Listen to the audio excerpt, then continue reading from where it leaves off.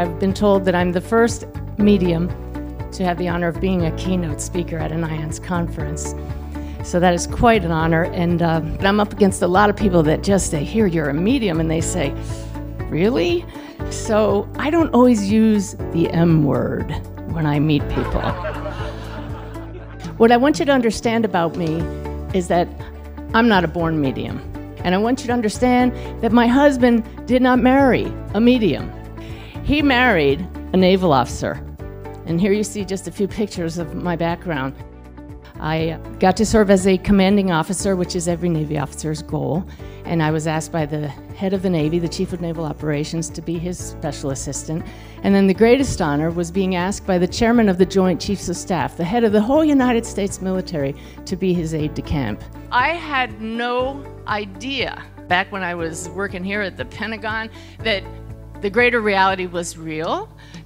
And now today, on a daily basis, I have what I call adventures in consciousness.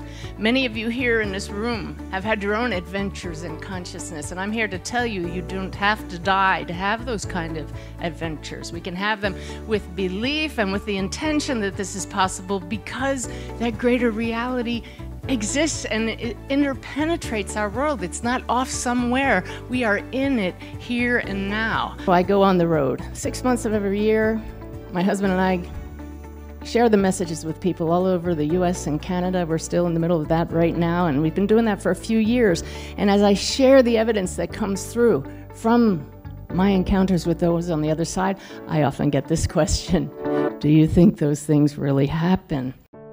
What deal does it make that we can talk to those on the other side? Why does it matter that we can have adventures in going beyond this reality with our consciousness? The whole point of doing mediumship is to give us hope, to bring healing. It's about making the shift from thinking we're only human to knowing we are immortal souls playing a role as a human being. We walk in both worlds at once. We are part of that greater reality here and now. We're going to return to it, but we're here now for a purpose. So I had Mom in person for the session. We sit down, I tune in and ask to feel her daughter's presence. The very first thing I heard was the word shrimp.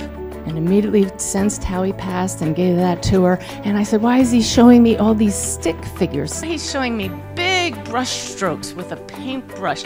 And he's going like this, now, now, now. Your dad's showing me a pocket knife. It was his and you have it now. I said, Mary, Jen is showing me ladybugs all over the place. He's given me the number 32.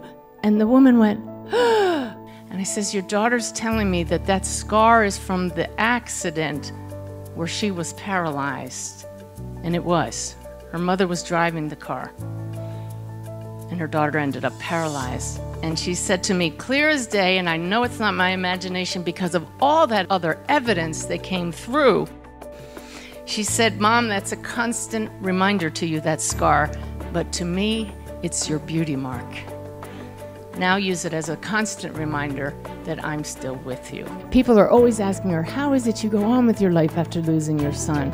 And she says, I feel that he's still with us, and it's this visit from him that showed me that love never dies. I rarely hear from father-in-laws, but do you see why that father-in-law made his presence known? He knew his son was going to visit his daughter who was dying that weekend. This was a message to her, honey, you don't have to be afraid. I'm going to be here to meet you. There is more, and the rest of you, she will be fine. How awesome is that? This work has allowed me to see what I didn't realize before. What those who've had an NDE absolutely know with certainty, that there is life beyond this one, that there is this greater reality, and we came from it and we're going back to it. So I hope today that I've inspired you to get out there and be who you are, the presence of love, to help transform lives around you simply by acknowledging that we are all those immortal souls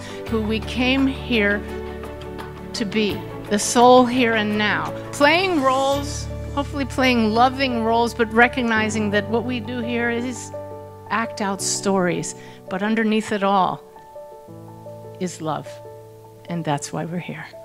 Thank you so much.